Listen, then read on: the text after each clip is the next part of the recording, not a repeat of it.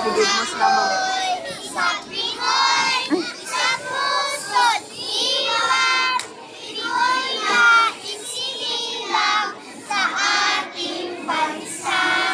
Pag-ilaw ng mga sa sariling wika, ang isang bagong wika, pagbansa. Ang gamit kong salita, bayan mga tulad naman, Sigat Jose